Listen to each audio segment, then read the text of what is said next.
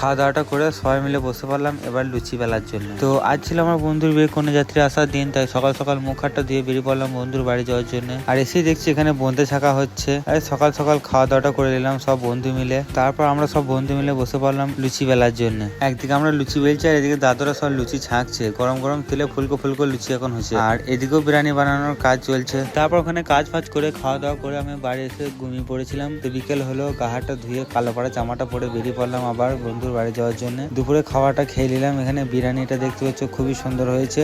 তারপর সন্ধে হতে চলে গেলাম একটু চা খেতে।